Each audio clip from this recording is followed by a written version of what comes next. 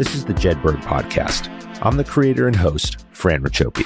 Each episode, I speak with transformative leaders, visionaries, drivers of change, and those dedicated to winning, no matter the challenge. The Jedburgh podcast is founded in the lineage of the special operations Jedburgh teams of the past and is produced in partnership with Talent War Group, a management consulting and executive search firm focused on helping you optimize the people side of your business. We're sponsored by Jersey Mike's Subs. Together, we share the mission of giving, making a difference in someone's life.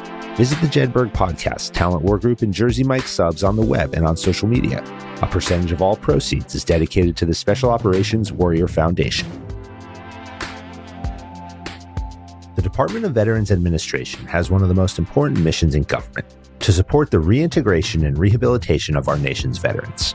The VA provides healthcare, education, and training to assist those who served in developing the skills needed to find success in their post-military careers. The VA is also one of the most complex organizations in government. At the center of this complexity is VA Disability Ratings and Compensation, a program developed over 200 years ago to compensate soldiers while they recovered from service. Today, this program is convoluted, lengthy, and often the most challenging process a veteran must endure during transition to civilian life. I'm joined in this episode by Dan Gade, a retired Army officer and author of the book Wounding Warriors: How Bad Policy is Making Veterans Sicker and Poorer. Dan became an amputee in 2005 while serving as a company commander in Iraq. He later served as a professor at West Point, held positions in both the Bush and Obama administrations, and served as a senior advisor to the Secretary of Labor in the Veterans Employment and Training Service. Dan was the Republican nominee in the 2020 election to represent Virginia in the United States Senate. Dan and I discuss his somewhat controversial book where he challenges the current VA disability compensation program, calling it outdated and antiquated. We break down the claims process, the evaluation criteria, and the intended benefits of the programs. Dan shows us how the one-size-fits-all approach to injury assessment is costing taxpayers billions, how many veterans are manipulating the system, the effect it's having on deserving veterans, and what we need to do to reform the system into a streamlined approach that's fair to the taxpayer, the veteran, and society. Dan, welcome to the Jedburgh podcast. It's a thrill to be on with your friend. Thanks so much. We've hosted a number of episodes on the military, mental health, supporting veterans, even on national security. We've told the stories through the lens of human performance, improving physical, mental, and emotional capability and capacity. We've remained patriots in our conversations, but at times we have questioned policy, we've questioned decision-making.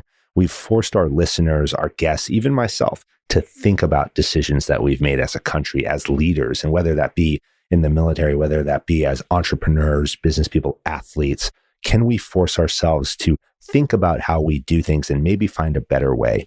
I said going into 2022 that we were going to ramp it up. We were going to challenge the status quo. We were going to ask more hard questions, harder questions.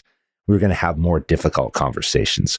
Well, this conversation, your book, Wounding Warriors: How Bad Policy is Making Veterans Sicker and Poorer, kicks off this year with a full Marine-style frontal assault. So I throw that out for our brothers in the Marines, but I appreciate you taking the time to join me.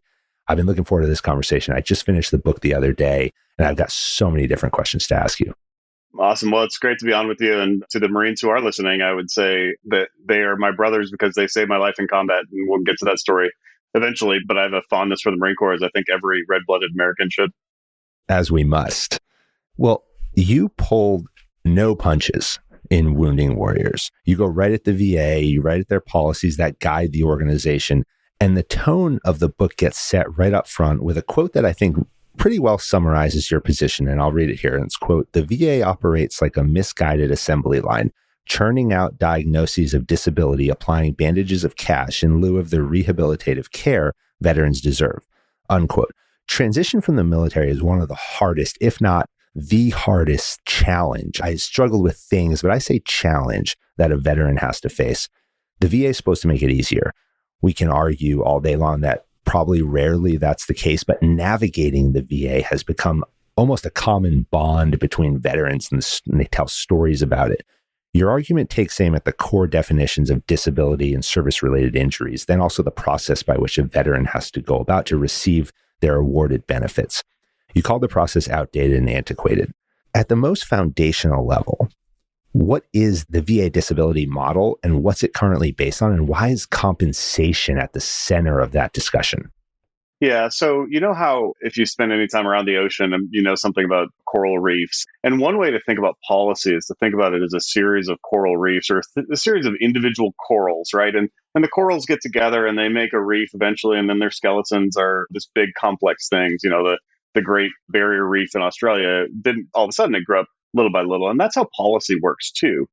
And in the book, Wounding Warriors, which is available, woundingwarriors.com, you can read reviews, you can sort of you can read a couple of chapters on there actually and sort of get a flavor for the direction the book takes. But what we describe is a system that really came up little by little, and nobody ever stepped back and said, okay, we need a holistic review, or we're going to take a holistic review of the veteran life course, the veteran life cycle from the day somebody enlists or is commissioned all the way through when they're buried in a veteran cemetery.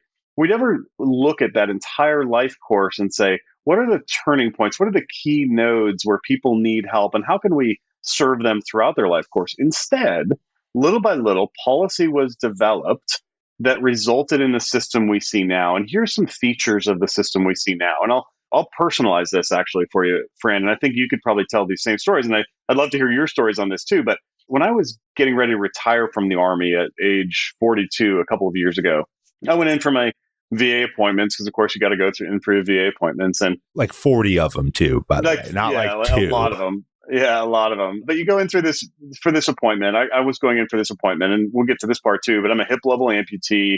I was blown up badly in Iraq. I've got all these issues. All of them combat related.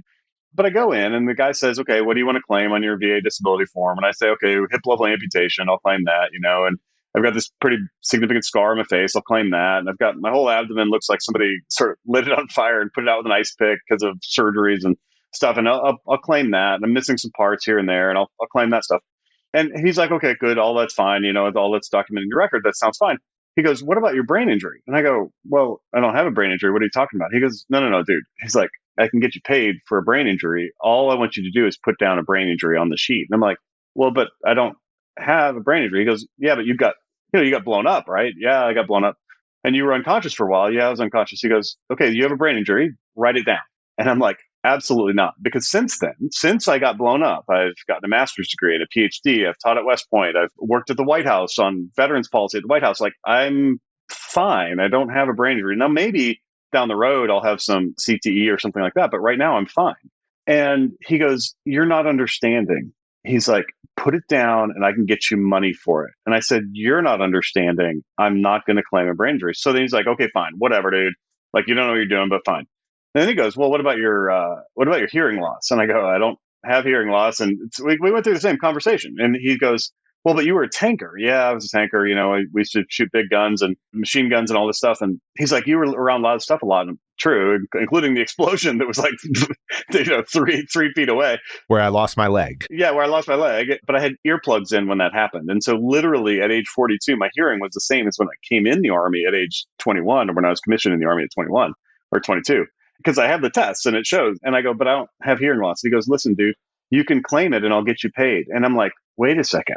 I knew that the system was driving veterans to see themselves as their sickest selves, but I never saw it in my own terms. And so that's what we have right now. We have a system that drives veterans into this sort of benevolent, sort of soft, kind, engaging, here's some money for every little thing that's wrong with you kind of way. But the problem with that is that it's fundamentally identity distorting for veterans. It causes veterans to see themselves, and not just to be paid to be sick, but to see themselves as sick or as disabled or as useless and worthless. One of the people we interview in this book, and the book is based, it's not some hardcore policy book. It's also that, but it's very well documented. But it's a series of stories about individual people and their experiences, and they're all nicely woven together. But one of our people, a woman in the book, describes herself, how she feels about herself after going through that process. She says, I feel like, quote, discarded government waste. And too many veterans feel that way. And so what we're going at here is not the VA. We're not going at veterans. We're not trying to tear down current systems exactly. What we are trying to do is reimagine how can we create a system that helps veterans thrive instead of helping veterans not thrive. And anybody out there who says, oh, well, veterans are thriving right now, well, that's true in part. Veterans have good employment stats. Veterans, in part, veterans are doing fine. The suicide rate is not steady, not declining, climbing, and climbing rapidly among veterans. So anybody who says veterans are doing fine simply isn't paying attention. And I argue that what we can do to help them be better is what we should be doing to help them be better. Well, let's talk about some of the numbers behind this. You said it here, but you also said on paper, veterans are sicker now than they've ever been, that the cost of veteran care and disability compensation is also the highest that it's ever been for the organization as a whole. Some numbers from the book. During the global war on terror, 2001 to 2020, vets receiving disability benefits are up 2x, but the vet population has actually fallen by 1/3. 36% of post 9/11 veterans received disability compensation versus 11% in World War II. The average vet receives compensation for 7.9 conditions as opposed to World War II's 2.4 conditions. Since 2000, the number of vets rated 70 to 100%, the maximum at the scale, has increased 7 times. Well, we can contrast that, and you do, to the actual number of injuries and lives lost in these conflicts, where global war on terror, just under 7,000. Vietnam, over 58,000. Korea, over 36,000. World War II, over 405,000. Why are the numbers for disability so much higher today than they are in past conflicts, especially in terms of the fact that there's so many advancements in medicine? Yeah, so you'll hear a common thing out there or read a common thing. Whenever anybody talks about post 9/11 veterans, they say, well, the reason why there are so many disabled veterans is really, it's because improved body armor. And if I hear the word improved body armor one more time, I'm going to fall out of my chair and kick and scream on the floor. They'll say improved body armor, it's caused all these people to survive wounds that they never would have survived before. Well, let me offer you a different view. Last year, 250,000 veterans began receiving disability compensation. They received disability compensation for the first time last year, 250,000, roughly. In the 20 years of the war on terror from 2001 to 2021, there were a total of around 55,000 wounded in action in any way. That's 55,000 Purple Hearts. So there were 5 times more people began to receive disability compensation last year than the total number of wounded in action in 20 years of armed conflict in Iraq and Afghanistan, principally, and then in a number of other secondary and tertiary theaters. And so what we're talking about here is a system that is way, way bigger than combat injuries. And so you asked me why the system has grown so big or why the numbers are so big. Part of it is that every Congress, when they come in, and every congressman and every congresswoman, when they come in, they want to have what can we do to build our coalitions, build our teams, make ourselves have some kind of legislation that everybody can get behind. Oh, I know it's popular. Veterans are popular. So what I'm going to do is write a bill that expands veterans benefits. And so every year when people come in, they try to expand veterans benefits. And so they expand here and they expand there and they expand the definitions here. And they say, oh yeah, Blue Water Navy definitely needs disability benefits. And these people need benefits. And, if an old man gets diabetes, it might be because of Agent Orange. And so he needs benefits. And oh yeah, this guy got a concussion in Piggle stick training. And so he probably needs disability. And so they expand these definitions broadly at the same time as society, other than veterans, has become much more normalized with the idea of receiving benefits from government. Receiving benefits from government has become much more normalized across society. And veterans themselves, the door has been opened where anything that can be claimed will be claimed because there's all these people like the guy I described encouraging veterans to do it. And so it's kind of a twofold thing, but for sure, way more people are claiming disability benefits than ever before. And it's it's distorting their identities. It's causing real problems. And we ought to take those problems directly to task whenever we see them. When we make that distinction between combat wounded versus non-combat wounded, and we think about in terms of what the VA is assessing, the VA is assessing both. You speak in a little bit more detail about why do we have to make that differentiation between combat wounded and non-combat wounded? And then how does that come into the decision making that the VA currently looks at? Yeah, not very much, actually. The answer is, I think there's really no moral difference between somebody who got shot in combat as he was getting off of a truck and somebody who jumped off a truck in training and was badly injured in some kind of accident related to that, right? So I think training accidents and I think combat injuries, all of that is sort of morally equivalent. And there are very few programs. There's a couple of sort of niche-y kind of ways that retirement pay is treated and stuff, combat related special compensation and so forth, that are specific to combat injured people. And there's some programs that are related specifically to Purple Heart recipients, which are, obviously, I know this, but that means somebody who was wounded in combat by enemy fire. So there are a few programs that are related only to combat, but the bulk of VA disability compensation is related to things other than combat. There's no distinction in the disability system between combat and non-combat, and I don't think there should be. But what I think there should be, though, is a distinction between, I think we ought to be much more careful about using the word disability when that's not what we mean. And the current system uses the word disability in kind of a flagrant way. The system uses the word very broadly to describe anything that's wrong with a veteran. The most common disability in the VA system actually is this hearing condition called tinnitus, which is ringing in the ears. And if you've been on Facebook or anything like that, there's always these tinnitus ads, and maybe I just get them, but I think everybody does. But the idea there is basically that there are some people who, when it's quiet, they'll hear like a ringing or a buzzing or a popping sound in their ears. Totally normal. It's very common in the life course. There are lots of people who have it. And it's the number one, quote, disability in the VA system. And get this, there's no test for it. And so when the veteran comes in, the claims person will say, hey, do you have tinnitus? And you say, well, yeah, doc, my hearing bothers me terrible. Whenever I go to sleep, I hear this horrible hissing sound. And they're like, check, and they check it off.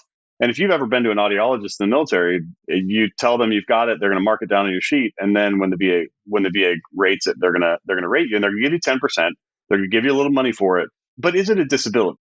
Is it really a disability if like half of Americans have it?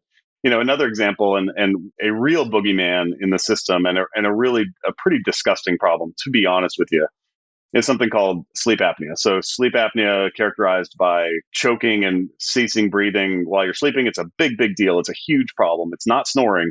It's a serious problem and can cause heart disease and all this stuff. It's related to all kinds of bad conditions. Here's the problem. The cause of sleep apnea, the primary cause of sleep apnea is number one, being male, number two, having a narrow neck circumference, and number three, being overweight. So if you have sleep apnea, if the VA rates you for sleep apnea and you use a positive pressure breathing machine, which alleviates the symptoms of sleep apnea, gets rid of all the problems, it's perfect. They're not fun. I don't have one, but I know of people who have them, and they sort of take some getting used to. Yeah, they look very uncomfortable. Yeah, it's a 50% disability, 50%, where a below knee amputation is a 40% disability, and an above knee amputation is only 60% disability. Loss of an eye, complete loss of an eye, is only a 30% disability. But having a sleep apnea machine, which about 25% of Americans have sleep apnea, according to the American Sleep Association, it's the fastest growing condition in all of American society. And we're supposed to pretend like it's a 50% disabling condition? I don't think so. The reality is vastly different. So we use the word disability far too broadly when we could have a system that's rational and just, that treats veterans for things like tinnitus and sleep apnea, but doesn't pay them or label them disabled, because that labeling causes people to view themselves in kind of a negative way. And that can be really destructive as well. And we talk about that a good bit in the book too. Well, the cost behind this thing is incredible too. I mean, in this same period, the last 20 years or so, the disability compensation in a dollar standpoint has tripled. The 2021 projections were for over $133 billion in benefits to 5.7 million beneficiaries. Now, this is in addition, certainly, to the programs for education and healthcare, but this number is greater than all of those other programs combined, right? Which means, and the quote you have in the book is that the VA spends more on veterans staying sick than on veterans getting better. How does this investment in the VA disability compensation, how does that affect other programs like the GI Bill or vocational rehab or the education programs that now, I mean, money's a finite resource. And so if it has to be diverted to the compensation, what programs are we not able to provide because of the allocation of those funds? Yeah, Fran, and I want to be really careful here because I'm not somebody who says we should take an axe to the VA's budget. We should take it from this year. I think it's like $240 billion roughly. I don't think we should necessarily take an axe to the VA disability system or to the VA's budget. But what we can do under a rational, cost neutral proposal, if we were to take some of those dollars that are spent on disabilities that aren't really disabilities or on things that are not justly and rationally achieved and put that money over into reemployment and over into entrepreneurship and over into those other programs, we could reallocate things in a very healthy way and help veterans actually thrive instead of doing it the way we currently do, which is one that prioritizes disability and disability compensation over all those other programs. So it's an issue of priorities. And if you follow the money, the VA's priority is on paying people disability benefits, not on rehabilitating them, educating them, housing them, or helping them thrive in other ways. And those programs are so impactful. I mean, when I got out, I went to NYU and I got my MBA. And the GI Bill paid for the first year and vocational rehab paid for the second year. I mean, there's tremendous experience that was provided by the VA. And I actually think that, speaking about the process, I don't think my process, which is actually still ongoing in my discussions with the VA for my disability rating, I was through my MBA program, which they funded before my award was actually generated on the disability compensation. Yeah, exactly. There's a long tail on a lot of disability claims. And look, again, I'm not saying that veterans shouldn't apply for disability. I'm just saying that we ought to reform and restructure the system so that people with truly disabling conditions, I think let's lift the roof on those people, right? So, you and I both know people who have very serious traumatic brain injuries, that the kind where their skulls were open and where they have like permanent functional problems or are confined to, I shouldn't say confined to a wheelchair, they're wheelchair users forever, or they're disabled in some other way, multiple amputees, things like that. If we reprioritize the system to really take care of those people with catastrophic disabilities, and then the rest of the people were prioritizing healthcare and education and, again, entrepreneurship and all these other things, then we can do all of that in a rational way, helping veterans thrive, helping veterans be better rather than paying them to be sick, as is the current model. Well, let's talk about you, because you entered the Army. You were young, 17 years old. You went to West Point, but you come from a family history of service. Your uncles served. Your mother was a huge patriot and instilled that in you, in your family growing up. But why make the decision to even come into the Army in the first place and attend West Point? A couple of things. One is, and Fran, I don't know if you know this, my middle name is MacArthur, actually. After the general. Yeah, after the general, yeah. So that should give you an indication of the kind of family history here. And I know, a lot of us in the military, and I don't know if you have any background in the military, but like other than your own service, of course, the military is very much a family business. The Marine Corps, famously, I think about 30% of Marines have some kind of family legacy in the Marines, and the other services are less. And so for me, my father had fought in Vietnam as an infantryman. He was a college graduate and he was actually teaching at an elementary school or some kind of high school or something when he got drafted. So this is a 25-year-old draftee, not the sort of 18-year-old that you hear about. This is a 25-year-old draftee with a college degree, So he went to Vietnam and fought. I had a great uncle killed in the Philippines during World War II. Soldier in the Army who was part of the liberation of the Philippines was killed in February of 1945, probably on Luzon. But anyway, so long family history, a bunch of uncles and cousins and my older brother and all these people who had gone to West Point. So a long family history of the military and a reasonably long family history of West Point. And so I decided to join in when I was 17 because I love America and because I had always been trained by my family and by my sort of value set that I was going to be a person of service. And it doesn't have to be, look, I'm pro military service. I think the Army was great. I love the Army. But I would just say that anytime somebody can have an opportunity to serve others, they should do so. And so my sons and my daughter don't decide to go in the military. That's 100% fine with me. I would just suggest that they find some other way to serve others, at least for a while. Before you go out and make a gazillion dollars in business, maybe find a way to teach for America or something and really serve others in that way. So service was really valuable to me. So I enlisted in the Army as a private when I was 17 plus like 3 months. I was very young.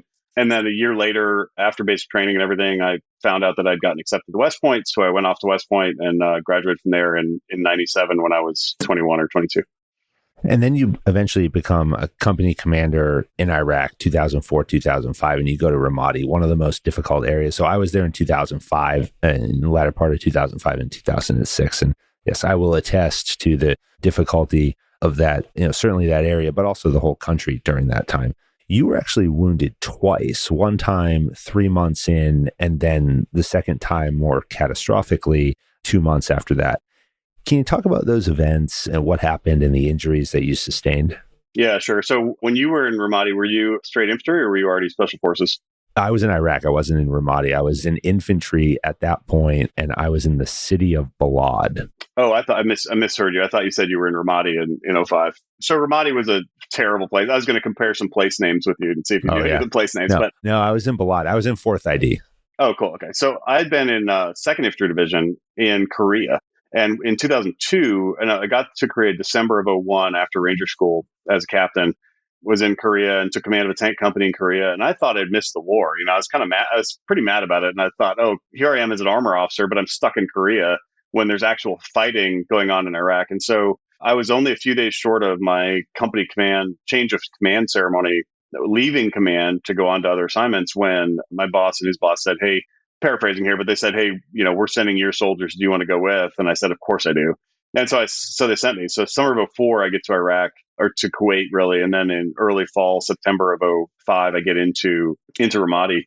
And it was a terrible, terrible place. I mean, you could just see across the city. You could look across the city and see burned out buildings and burned out cars and scurrying people. And there were enemy everywhere. And we were constantly under small arms, RPG, rocket, IED fire. I mean, constantly. So the first time I was wounded was November 10th, 04. And I was in this firefight. And basically, so if you remember November of 04, that was famously the big operation, Phantom Fury is what it's called, the take back of Fallujah.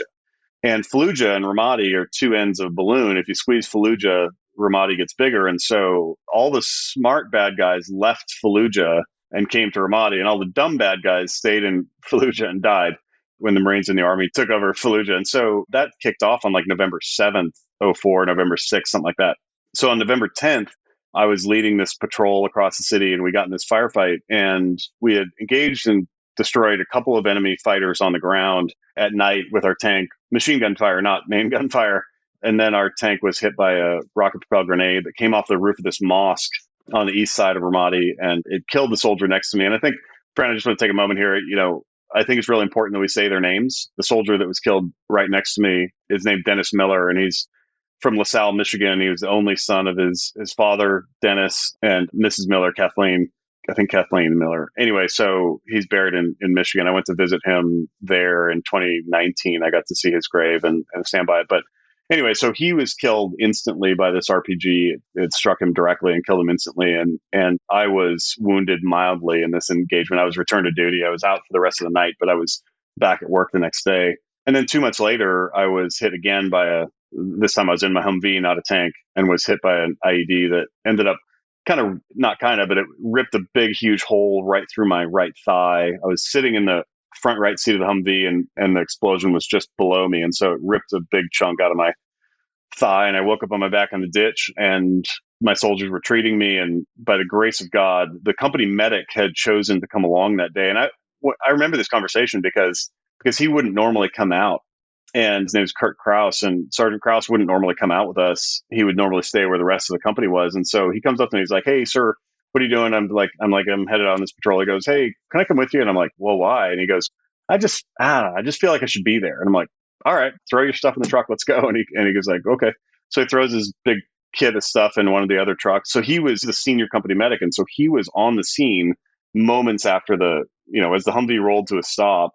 He was there right away and was able to get the bleeding stop. And then the other person who was on that mission, who he didn't really have any business being on the mission, was my battalion executive officer, whose name was Reggie Cotton, Major Reggie Cotton, retired as a colonel a couple of years ago. And Reggie was able to, like, he ran up to me and was like holding my hand, talking to me, trying to keep me out of shock and so forth. But my radios had been destroyed. My Humvee's radios had been destroyed or damaged in the blast. And so he was able to use his radios to call brigade and get an air medevac. And so instead of waiting an hour, by which point I would have been dead, for a ground medevac, he was able to get an air medevac there really quickly. And so by the time I got to surgery, it was like 37 minutes after the explosion. And if you or I got hurt in our living rooms right now or our offices, it would take far longer than 30 minutes to get to a hospital. I was in a surgeon's care in 37 minutes. And when I got there, my blood pressure was 60/0, which means I was moments from cardiac arrest and moments from death. And so the guys did a bang up job getting me off the battlefield. And my last memory from Iraq, as the helicopter lifted off, I was still conscious. I was on a stretcher and I was still sort of in and out, but I was conscious. And I remember as the helicopter lifted off, I remember thinking, oh, thank God I'm saved. I was far from saved at that point, but they did a great job and they were able to sort of stabilize me enough to get me back to the States. And so on Monday, January 10th, 05 is when I got blown up. And by Thursday, I guess it would be the 13th. By Thursday the 13th, I was back at Walter Reed Army Medical Center in the hands of a really, truly skilled team of clinicians. Wow. Incredible. And so you go through 11 months of rehabilitation, upwards of 40 surgeries. You said that your rehabilitation was relatively quick. I mean, 11 months is a long time, but for the injuries you sustained is really quick. And you said that you weren't going to sit around and wait for someone else to make you better, that you were going to do it for yourself. And that comment from you really resonated with me, because so much of what we try to instill in our listeners and in the stories we tell is that you control, in so many ways, you control your destiny, and things happen to you. Life happens, events happen. Yeah. But how well do you execute on the soft characteristics we talk about of, resiliency, adaptability, right? To some extent, even curiosity, right? How can I get out of this? And then how do I tie in my drive, the drive to just take matters into my hand and do it? And can you talk a little bit more about that? When you were going through this rehabilitation, what was your mindset like? And I think it's really important to tie in here that you recovered and you have since become a triathlete. You've competed, you've won a triathlon. I mean, this is truly incredible. Yeah. My philosophy has always been like, find a solution, find a solution and engage with whatever the solution might be.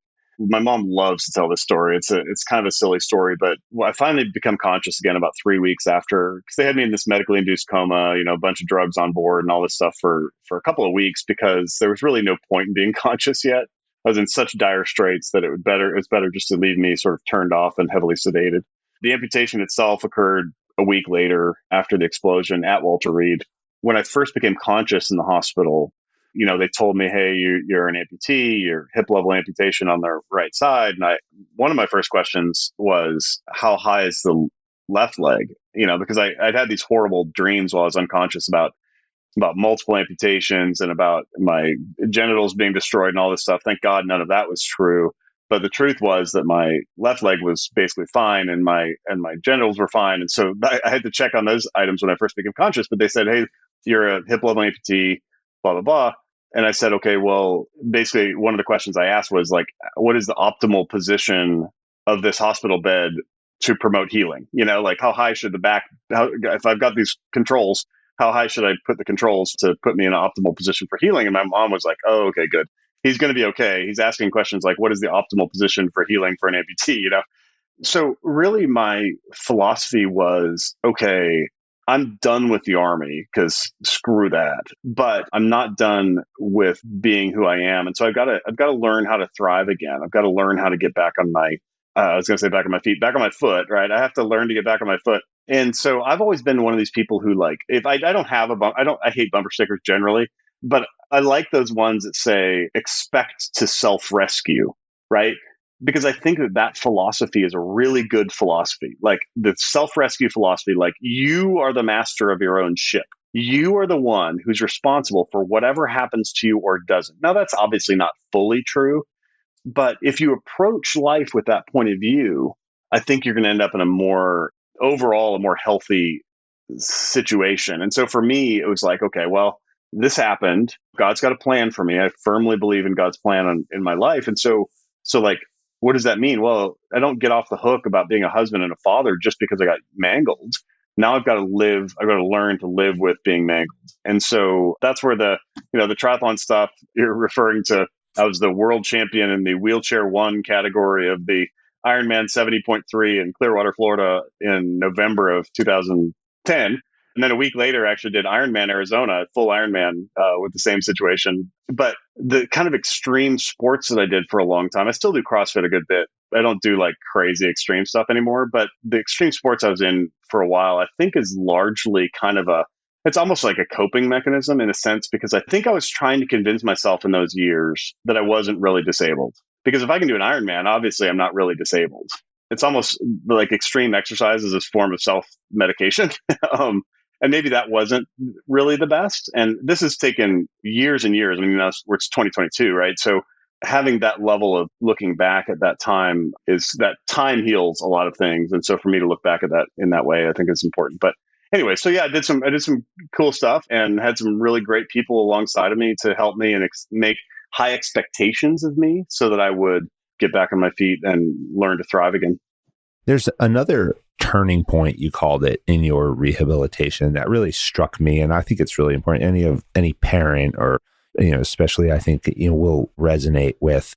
And since I heard this story about you, it's been a couple of days now since I saw it and put this together, and, I sit and play with my son at night. And honestly, it keeps coming into my mind. But there was an event that happened with your daughter, and I won't do it justice if I throw it out there, but can you talk about the interaction with your daughter that really was a turning point? Yeah, sure. So backing up a little bit, when I was wounded, I had the hip level amputation. I had a crushed pelvis. I had some wounds to my left leg, which ended up being healing just fine over the years. But at the time, we're still bandaged and stuff like that. I had nerve damage to both hands. I couldn't really move my hands, and I couldn't really feel my fingers. And I couldn't lift one. I don't remember which. I think it was my right wrist. I couldn't lift my right wrist at all. I had a fractured skull. I had a broken neck. I mean, I was liver failure, kidney failure. I mean, I was in bad shape. Eventually, some of that stuff resolved, and by around April, so again, I got blown up in January, but around April, I was able to transfer from the hospital bed into a power wheelchair and get around the hospital and the hospital grounds in this wheelchair. But I was still in it. I mean, I was in agony, not like a little pain, but like a lot of pain. I still had like fentanyl pops and stuff like that. And for those who don't know what a fentanyl pop is, I hope you never find out, but they are awesome. And no, you don't want one. So I'm in this power wheelchair and I'm in this living room of one of the Fisher houses. And by the way, one of the great success stories in veterans philanthropy is the Fisher House Foundation. If you don't know about them, look them up. They're awesome. But anyway, so I'm in the living room of this Fisher house, and my daughter, who's like 2 or just about to turn 3, is sitting on the floor in front of me playing Legos with these big, huge, the Duplo Legos, the big fat ones. She's playing Legos by herself, and sitting on the floor. My wife is in the other room making dinner, I think, for us. But I'm in this wheelchair, and I'm all like padded, and like my pelvis is carefully padded, and I'm staying in a chair. Well, because you had a broken pelvis. Yeah, because I had a broken pelvis. And so she turns around, she goes, "Hey, Daddy, will you play Legos with me?" And I go, "I'm sorry, baby, I can't." And she goes, "Okay." And she turns around and she's looking at her Legos again. I hear her say under her breath, she goes, "My daddy can't do anything." And just telling that story right now, Fran, I just got chills or like running up my spine. But this little kid goes, "My daddy can't do anything." And I realized right then that I wanted to be the sort of person who could do everything. I wanted to do everything. And so I turned off the wheelchair and I like carefully crawled out and I sat on the floor on this pillow to try to pad my pelvis, and I played Legos with this kid. And my wife came around the corner and saw me playing Legos and ran out, grabbed her camera, and came back and snapped the picture. And it's one of my favorite pictures. I wonder if I even have it. We're playing Legos and she snaps this picture, and that's one of my favorite pictures. Because at that moment, I decided that I wasn't going to become a victim of what had happened to me, that I was going to self-rescue, and that I was going to be the sort of man who did everything. And that's the sort of man I've strived to be. And you have gone on now and you continued your career in the military. You retired. So you served, you were a professor at West Point in the Department of Social Services. You served in the Bush and Obama administration. And I think about the experiences that you've had, and you've listed now a couple of times the injuries that you've had, the wounds that you have endured due to your service. And in the book, there's a lot of conversation about kind of these malingerers. You call them malingerers. We call them malingerers. I was actually telling my daughter, because she was asking me what I was reading, and I was telling her about it. And I said, is explaining this piece about the malingerers. There's a good portion of the book dedicated to the theory of stolen valor, which was also a book written by Jedburgh, and you referenced it heavily. Can you talk a bit about this concept of stolen valor and how maybe the current process that the VA is using has created this environment where people, I don't know if they think it's okay, but they do this. They go and they misrepresent themselves. They misrepresent their service. And I look at that, and I served, you served. I mean, I wasn't injured in combat. And I take offense when I see the stories of these people. And I can only imagine what you go through and what you think about when you hear these stories. But can you talk a bit about this concept of stolen valor and why this has permeated in today's environment? Yeah, sure. I mean, the reason we included that chapter, Stolen Valor, is that there's some parallels between what Jedburgh talks about in that famous book and what we talk about the disability system. So Stolen Valor, just super briefly, is about this Vietnam veteran who discovers that there is a whole group, thousands and thousands of people who were Vietnam veterans who say that they were a different kind of, or maybe some of them weren't even Vietnam veterans, but who represent themselves as Vietnam veterans for secondary gain, for fame, for glory, for free beer, to attract women, whatever it was, they are doing this for secondary gain. And we began to see parallels between that and the disability system, which has all kinds of secondary gain built into it, if only you're willing to do some little, let's say, white lying or misrepresentation. So if you say, for example, if you have mental disorder, you have depression, or you have PTSD, real conditions that really need treatment, that are serious and can be life-changing. But if you say, my condition really has me laid out for 2 days a month, then you get X payment. But if you go in and tell the clinician, hey, it has me laid out for 10 days a month, then you get 3X compensation, for example. And so there's this whole system that says, okay, I'm going to misrepresent my disabilities. I'm going to misrepresent my conditions in order to receive more money for them. And we talk about this extensively throughout the book, but there's veterans websites, there's Facebook groups, there's all these groups that are coaching people about explicitly how to do that and explicitly how to lie and misrepresent their disabilities to get higher compensation. And so there is a parallel there, and it's really disturbing. Now, do I believe most veterans are doing that? I do not. But I believe that a lot of veterans are doing that. And the evidence shows that a lot of veterans are doing that. And to me, I would say that those folks are making a moral choice. I disagree with their morality on that, and I wish they wouldn't do it. But there are some veterans who are doing that. And I think they ought to take a good hard look at themselves. When I'm signing books and sending them to people, I often use the phrase from John F. Kennedy's only inaugural address when he says, ask not what your country can do for you, but what you can do for a country. I just say, ask not. Because I think that honorable service doesn't end when you hang up the uniform. Honorable service to your country includes the kind of choices you make with respect to disability benefits and with respect to how you want people to honor your service and all of that.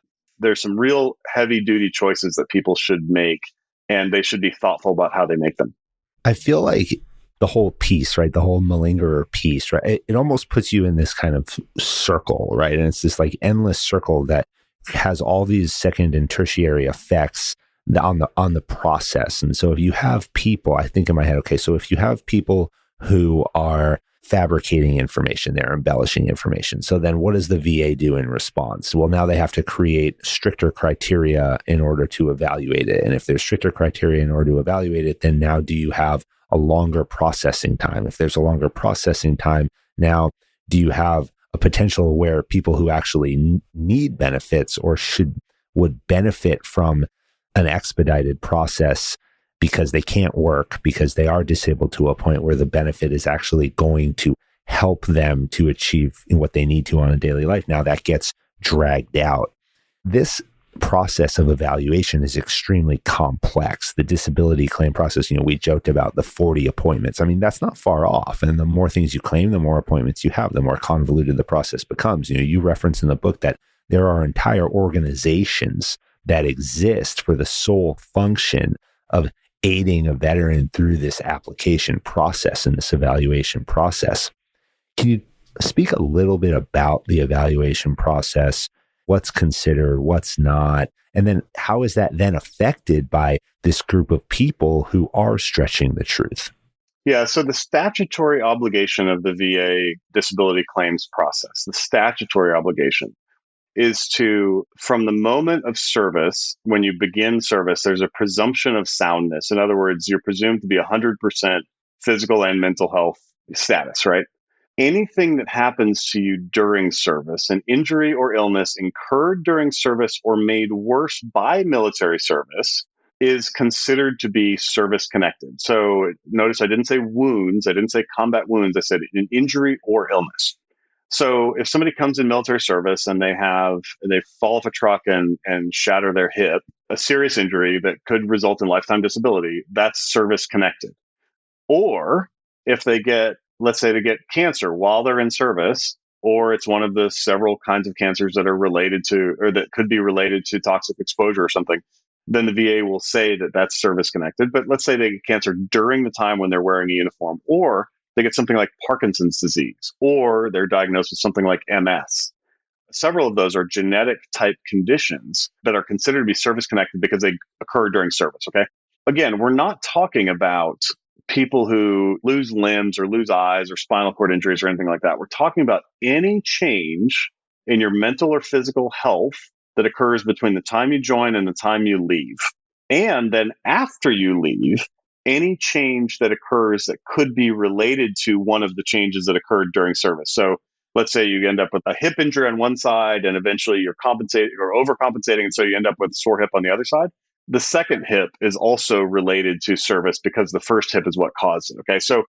And you can claim that 5 years, 10 years down the road. Yeah, exactly. So if that system seems complex to you, if that explanation seems complex, the reason is because it's a really complex system. And so the claims manual for rating claims is like thousands of pages. And these poor guys and gals who are doing the claims process have to carefully trace like the sequels and the routes and the this and the that and all the claims codes. And then they come up with like a unified sort of disability level. The whole system, again, I used coral reef earlier. The whole system is built up like a coral reef over time. And it's kind of irrational. So if you were to design a system from scratch, you would never, ever make it the way it is now. Instead, you would maybe say, okay, well, these things are disabilities. These things are truly disabling conditions. Over here are things that happen to people during service that, yeah, we should treat them and we owe them some treatment and some rehabilitation for it. But is it a disability? Or do we want to be more careful about how we use that term? And so anyway, so the reason the system takes so long, the reason people have long-term claim stuff is because, or the reason claims drag out over time is because either one of two things is happening. One is they're putting in claims that are difficult to substantiate, and that the time gap between when the thing happened and now, or the medical evidence gap, is kind of weak. And so we have to find ways to fill in that evidence, and it takes forever. Or the person is putting in such a complex packet, they're listing 100 things wrong with them. There was one person that I know about who listed like 128 conditions. That's incredible to me. It's amazing to me, right? So the poor claims processor person has to go through all of that and try to separate out the wheat from the chaff. And with 128 conditions, unless you're like in some kind of hospital bed, there's probably some chaff in there, but they got to separate the wheat from the chaff. And that's why the process takes so long. But if we were to redesign the system, I think a logical way to do it would be to take this basket of severe, no kidding, life-altering stuff and say, okay, yeah, these are disabilities. You can claim this stuff. And then over here, these are conditions. Yeah, if you have the condition and a medical person checks it off, of course you need treatment for it. We should send you to the VA medical system, which is actually very good. This critique is not, nowhere in this book do we critique the VA medical system, because the VA medical system is excellent. But what is not excellent is and a lot of people do. I live right by a military treatment facility, and because I'm a retiree, I'm allowed to use that. So I go there, but a lot of people go to the VA and love it. And it varies a little by geography, which there's some VAs that are better than others and stuff. But the system, the healthcare system is excellent. The disability system is the focus of the critique of the book. Yeah, I said you need a PhD in mathematics to understand the calculations, because each claim that is made is rated to a certain percentage, and then all of those are tabulated to then give you an overall percentage. Can you define permanent and total? Because this is another thing that you said, it really affects veterans, not only their physical capability, permanent and total, but their mindset. Yeah, totally. I'd be happy to. So a condition is called permanent when there's no expectation of improvement. Example, my hip level amputee, I'm not a lizard. I'm not a lizard, and the year is not 2402, it's 2022, right? So there's no rehabilitative medicine that's going to make me grow back a leg, right? So that's a permanent injury. Total means that given that injury or illness, you are not expected to be able to sustain yourself but for disability benefits. Here again, there's a problem. The problem is there's a lot of conditions for which people get permanent and total ratings where the condition is actually a solvable condition. The condition is one that treatment is available and efficacious, but which veterans are afraid to go down that route because they'll lose their disability benefit. I'll give you a true and perfect example. Post-traumatic stress disorder. Obviously, you and I both, we've experienced combat, you much more than me, actually.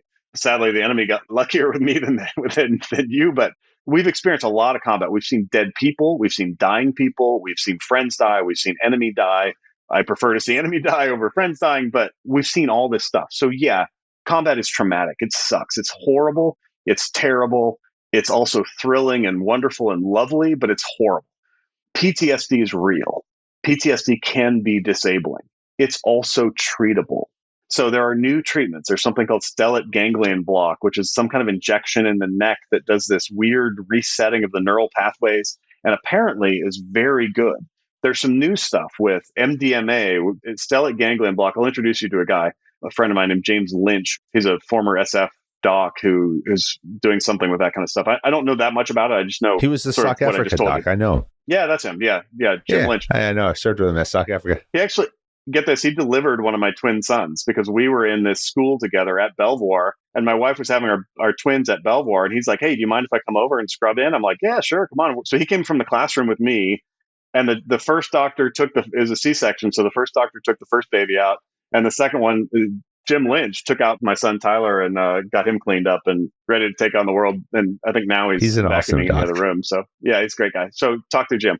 So anyway, so stellate ganglion blocks, there's something called MDMA, street name ecstasy, which is a drug that was, I guess, developed for some kind of pharmaceutical legit use, but apparently now is actually useful there's some PTSD treatments that can be done with that. Ketamine too. Ayahuasca. They're using ketamine. Yeah, ketamine and ayahuasca are both. Yeah, we're going to do an episode on like this. Oh, good. Yeah. And there's some great people who've done stuff with Andy Stumpf. I think we both know Andy on his podcast, and you reach out to some of those guys. But anyway, there's all this stuff. There's pharmaceutical treatments. There's also counseling therapies. There's also a lot of other things that can make people with PTSD get better. The problem is that military people with PTSD almost never get better. The data is very poor on their outcomes. And the reason for that is that oftentimes the veteran himself is looking at the $3,500 a month, and he's looking at the symptoms and he's saying, I'm okay with having these symptoms as long as I get this payment. Or if these symptoms get better, I'm afraid to tell the doc. When people hear that, what I just said, there's probably going to be some people who are pretty angry. I would just say, talk to the physicians who are actually treating these people, as I have. I did grand rounds at Walter Reed with the psychiatry department 2 months ago. Grand rounds is like a lecture series. And the docs were like, I got a lot of north-south from the docs as I'm describing this problem. And so physicians are seeing this in their patients, that patients are afraid to get better because they'll lose their benefits. And to me, PTSD is not a permanent and total. It's not something that requires permanent and total. It's something that is treatable and a condition for which we can seek real improvement.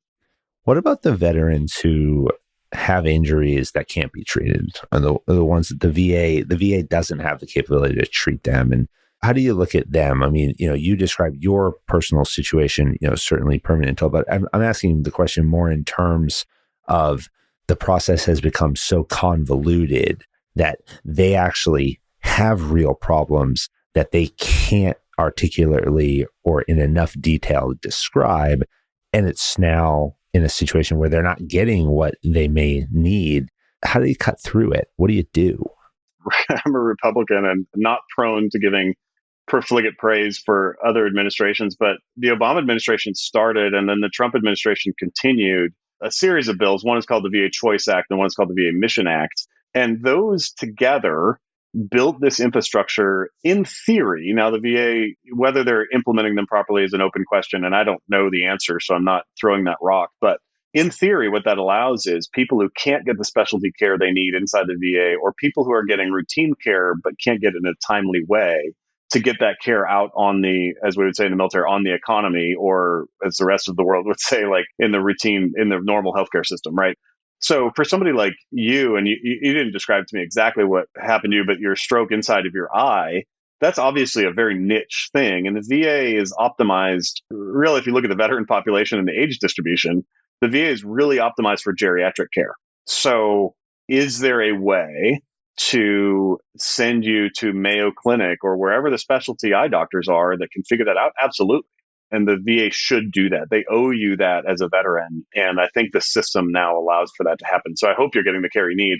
But yeah, there's no reason to believe that just because you're a veteran, your conditions are veteran specific. If you have an amputation, it doesn't really matter whether you got hit by a truck while you were shoveling snow or whether you got your leg blown off by an IED. An amputation is basically an amputation, and you go to the best amputee care place you can. And I think veterans should be able to do that. I'm all for veterans being able to seek care wherever they desire, really, rather than, because maybe somebody lives right next to a hospital and their wife and kids or their husband and kids, if they're a woman veteran, they go to that hospital. Why wouldn't they go to that hospital too? And so there's some real opportunities for serious reform if our political leadership at the presidential level really will have the courage to do that reform. And we need to help veterans thrive, because what we're doing right now, it just flat isn't working, Fran. I mean, we all know this. Everybody knows. And we need better community support. We need better governmental support.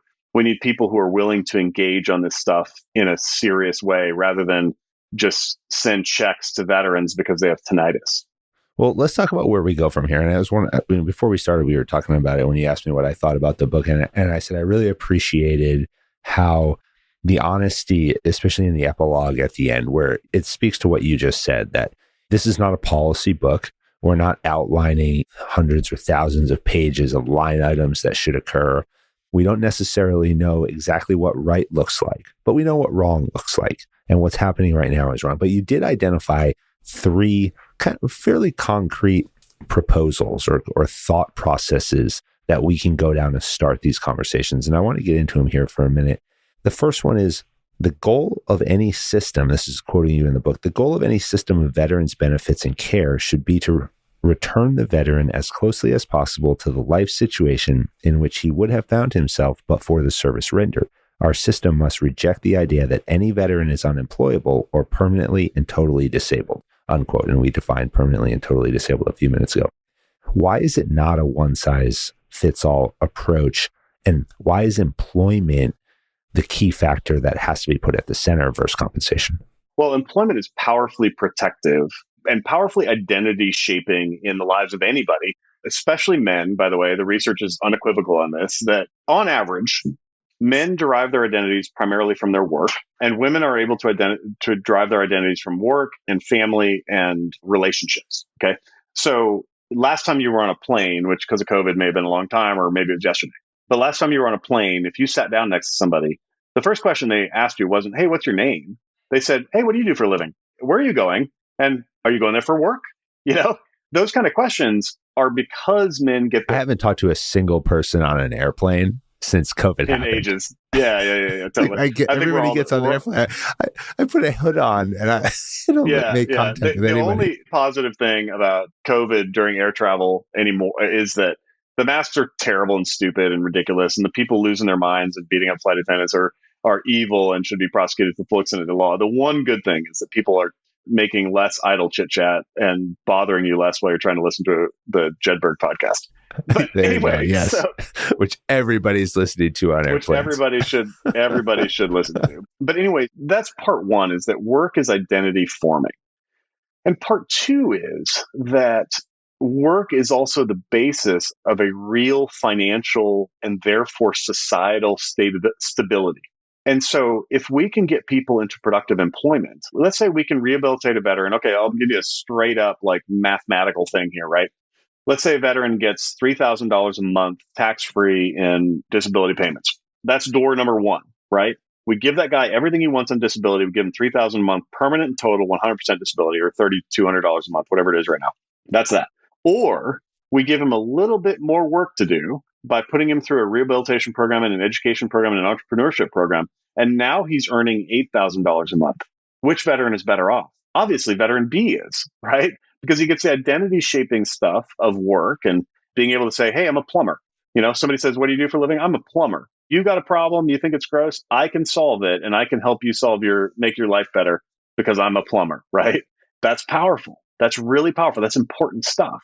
And by the way, he can make reasonable money doing that, or even good money, depending on if he's a good plumber or if he owns his own business. He can make a lot of money. You know, I was talking about welders, right? Like a regular journeyman welder, like beginning welder, only, you know, a year out of trade school, can earn 30 or 40 bucks an hour easily. And if he learns to do it underwater, he can earn 10 times that. If he learns to do exotic metals underwater, he can earn 3 or 4 times that, you know? And so pretty soon you're talking about $1,000 an hour, which is real money if somebody's willing to do those kind of high risk projects. So look, there are better ways to financial stability for veterans than forcing them into the disability system or enticing them into a system that on purpose or on accident separates them from the labor market. The second one that you throw out here is the system should incentivize desired outcomes by linking treatment for an illness with the compensation associated with it.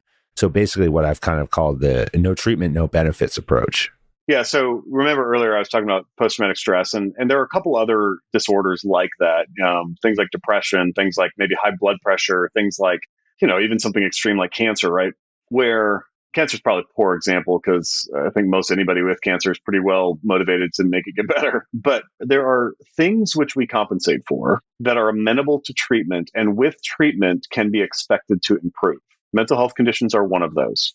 So if you go to VA healthcare appointments, if you go to community healthcare appointments, if you get treatment, you should expect that your depression or PTSD symptoms or whatever symptoms you're having mental health wise are going to get better. However, if you don't go to treatment for those things, they're not going to get better. So the treatment compensation link is something that psychiatrists have been bemoaning its absence for a long time.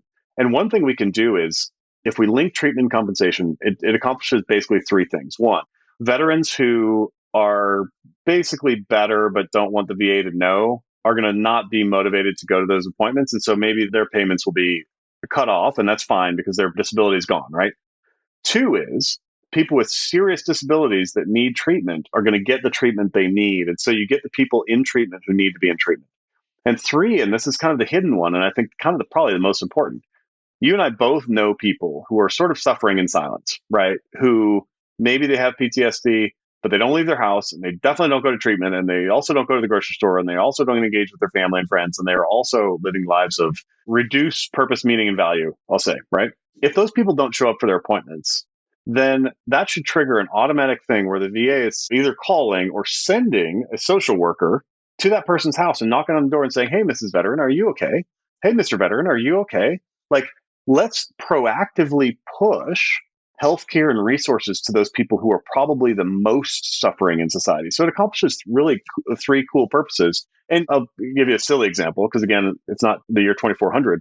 If my leg grew back today, I would be happy to walk myself over to the VA and say, hey, time to stop disability payments that you're giving me for my leg, because my leg grew back and I'm fine.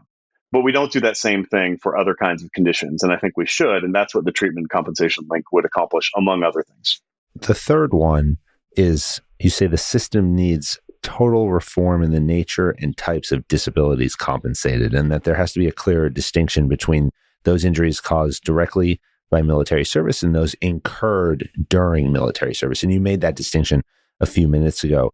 But there's so many resources and time, money, effort that goes into some of these, the evaluation and then the payments that go into the things that happened while you just were in military service. I think the book even references someone who was in a car accident, and they were in a car accident and then they were found that, you were compensated for the injury sustained in this car accident, even though it was off duty. Can you talk a little bit more about that one?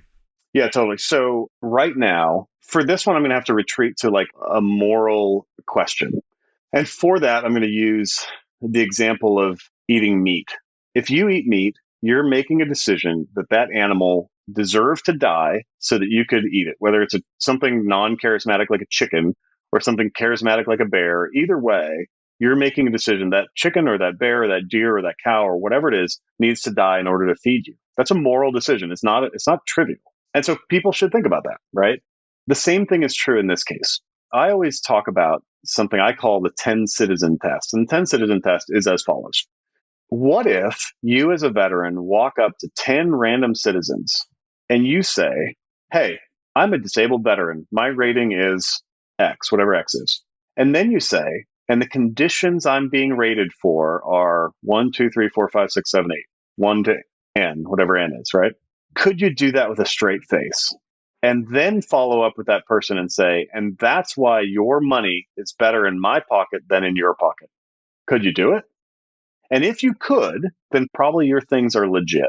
But if the citizen says to you, actually, I'm just a civilian truck driver and I have lower back pain too. I have knee pain too. I have diabetes too. I have tinnitus too. I have sleep apnea, back to that disaster of a disability. 50%. I'll never forget this. 50%. It's insanity. But anyway, so if that person says, yeah, I have sleep apnea too, because it's the fastest growing condition in America, then maybe you shouldn't be claiming disability benefits for that thing. I think there's a real opportunity here for people to realize that any dollar that's generated by the civilian economy, that's taken by force by taxes, and then redistributed to other people, there's a moral component to that. And as veterans, we should be used to dealing with moral stuff. We raise our right hand and swear an oath to support and defend the Constitution. That's a moral oath. We are willing to lay down our lives for our friends. That's a moral oath. That's a moral obligation. I think we ought to be really careful about making claims of our fellow citizens for things that are due to the fact that we live in a broken, I'm a Christian, so I'll just say it this way, a broken, fallen world in which we have aging. We live with gravity. Your hips and knees at age, I'm 46, I guess. So your hips and knees at age 46 don't feel the same as they did at 26. And they won't feel the same at 66 as they do at 46. Is that because I was in the Army? I don't think so. I think it's just because I live in a world with gravity. My mom was never in the Army and her knees hurt sometimes. Is that a VA disability? Is that something that your fellow citizens should pay you for? Or is it just because aging is hard? Aging sucks. Sometimes we have bad luck, and we should, as a society, we have to deal with the consequences of bad luck all the time. But is bad luck the VA's responsibility? As a veteran who had bad luck and got something happen to him related to that, is that really the moral responsibility of your next door neighbor who is not a veteran? I'm concerned. And the other one's actually have policy proposals, right? This one has only something that only veterans can do, because veterans have to look at themselves and say, is it legit that do I have sleep apnea because something the government did to me? Or do I have sleep apnea because sleep apnea is a common condition related to obesity and maybe I should lose 50 pounds? I don't know. That's a tough one. Yeah. I mean, as you said, that's the moral question that everybody has to ask themselves. Yeah, it's a moral question. Only you can answer that. Reform in the VA is historically very difficult. I mean, we see all the time, it's in the news, it's in the press, right? Reform in the VA, because of the bureaucracy, is extremely difficult often to enact. You called it an iron triangle, an alliance between politicians, bureaucracy, and interest groups. Why is reform in the VA so hard? And what are these three groups doing to actually kind of keep the current system in place and prevent monumental change, if monumental change is even really needed? Well, monumental change is needed, and I hope that the arguments in Wounding Warriors will cause people to go buy a copy, buy it on Amazon. I did the audiobook myself. which is kind of cool. You can listen to me read it to you. Listen to me on like 1.4x because I had to read really slow because of the way the audio uploading is. I had to like read very ploddingly. So read it like 1.4 because I talk. We'll have all the 1.4. links too in this show notes and everything. Yeah. But anyway, so read the book, and I think you'll see that major reform is necessary. The term iron triangle is a political science term that is well known in other contexts. The veterans iron triangle is the most difficult iron triangle in all of politics. In the 90s, welfare reform became a possibility because there were no left and right feel differently about welfare reform. I don't want to get into the whole welfare reform thing here. But the problem with veterans policy is that both left and right want veterans to get more stuff. Because the political left believes that all veterans are basically broken toys and victims of a patriarchal system that sends them to build empires overseas. And so because they're broken toys, victims, they deserve everything. The political right says anybody who ever even looked at a uniform, whether they're a Medal of Honor recipient or a war criminal, is a hero. And so they deserve everything. As long as you ever looked at a uniform, you're a hero. You're a generator mechanic who got an other than honorable discharge because you wouldn't show up to work on time sober. Whatever, you served, you're a hero, right? And so they deserve everything. And so the political left and right agree that veterans deserve everything. And then there are these very powerful interest groups that stand under the deserve everything tree and shake it for money. And the Congress is only too happy to oblige by sending them money. And so you get people who don't know a thing about military service, right? John Stewart, for example. I believe that John is he's clearly brilliant, but he's also empathetic. He's thoughtful. He cares deeply. But he's been bamboozled by the idea that veterans deserve everything. It's a real problem because he doesn't really know why he believes that, but that's what he believes. That's why the Iron Triangle exists. Veterans groups are only too happy to hide behind the shield of moral invincibility that having served gives them. Because, America's about 8% veterans, something like that, a little less than that actually now, 6% veterans. Our generation of guys and gals, about 1% serve, or a little less than 1%. So 6% veterans. The 94% are terrified of criticizing veterans because they'll be called unpatriotic or whatever. And for me, I feel like any serious reform has to come from within veterans who listen to these arguments, who are willing to lead and say to their fellow veterans, like, actually, maybe, bro, you're not disabled. Maybe actually what you need to do is get a job. That's a conversation that veterans should be having with each other. What's next for you? I mean, you ran for Senate in 2020. You were the Republican nominee. You went against Senator Mark Warren in the state of Virginia. Mark Warner, yeah. There was a rumor that was out there for a second that you were going to run for governor, which would be pretty awesome. What's next? Yeah, fake rumor. So I don't know fully what's next. I'm not wedded to politics. I don't necessarily love politics or politicians. I do love the idea of serving. And so I'm happy to serve other people whenever I'm given an opportunity to do so. And I think that the kind of arguments and the kind of case that we build in Wounding Warriors, I say we because I have a co-author, but the case we build in Wounding Warriors, I think is a really good one and a really important one. And I'm willing to devote my life to helping veterans thrive. I don't want to be a professional veteran. Just because I lost a leg in combat doesn't mean that I want to be a professional veteran. But there are a lot of people out there who need better healthcare, better support, better services, and I'm happy to serve them. And there's a great portion of the book, too, that brings in Dr. Chris Free. And for those listeners who have listened to a variety and a number of our episodes, Dr. Chris Free joined us. I think it was episode 18. And we spoke about operator syndrome. And he's just been an incredible force in veteran advocacy and a long history of his work at the VA. And I think your portrayal of him in the book really does a great job of outlining what's actually going on. How is it perceived from the medical community, somebody within the medical community, and then also from the veterans. And so I truly commend the work that's been done in the writing of this book and really enjoyed it. As we close out, I ask all my guests, what are the 3 things that you do every day to be successful? And it's important here on the Jedburgh podcast because the Jedburghs in World War II had to do 3 things as their core foundational core tasks. They had to be able to shoot, they had to be able to move, they had to be able to communicate. If they did these 3 things with precision every day, then they could apply their focus, their energy on other challenges that came about and they could go solve them with success. What are the 3 things that you do every day in your world to be successful? Yeah, the first thing I do every day when I'm in the same house with them is I hug my kids. And I've got twin 13-year-olds and a 19-year-old. And I think starting out every day, like I tell my boys, like, hey, first task every day is to hug your dad. Number one, that's it. You come find me and you hug me. That's it. Because one day it'll be the last time. I'll die or they'll die, and it'll be the last time forever. One time, and I would just hate for that to be on a day when they didn't get hugged. So that's sort of part one. Part two is I try to do this. I don't do it as faithfully as I should. I think to do something to connect you to, I don't want to get all like woo woo religious with you, but I think to connect you to something greater than yourself, right? So I should read my Bible every day. I should pray every day, right? Because that connects me to something greater than myself. It connects me to God's will for my life, which is very important. And I think taking a moment to set aside and say, I'm not the center. God's the center.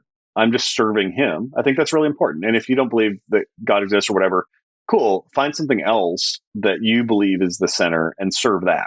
Because it's not you. Trust me. It's not you. You're not the center. I'm not the center. You're not the center. None of us are the center. Something bigger than ourselves is the center. And I think so finding a way to connect to that center is important. And then the third thing I'd say is to serve others. Find a way to serve others. Is it shoveling your neighbor's walk? Is it, I only have one leg, so I'm not a good snow shoveler. We had a big epic snowstorm yesterday. And so I went and got I have an ATV and a plow on the ATV. And I went and I plowed a bunch of people's driveways in my neighborhood.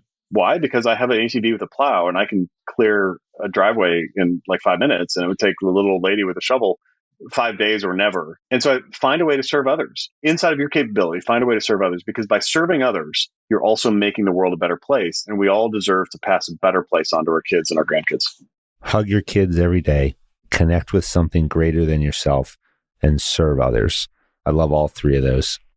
At the end of our show, I often talk about the 9 characteristics of elite performance that are used by special operations forces. And we started talking more about attributes as well, and what defines not only elite performance, but optimal performance, human performance.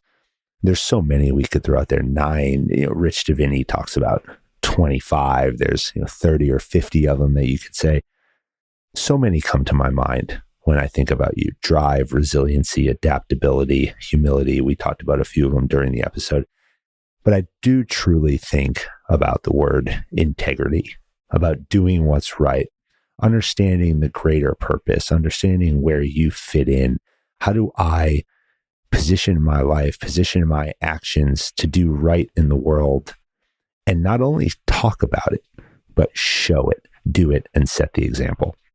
I truly appreciate you joining me here today. I really did enjoy the book. I love the perspective that you have.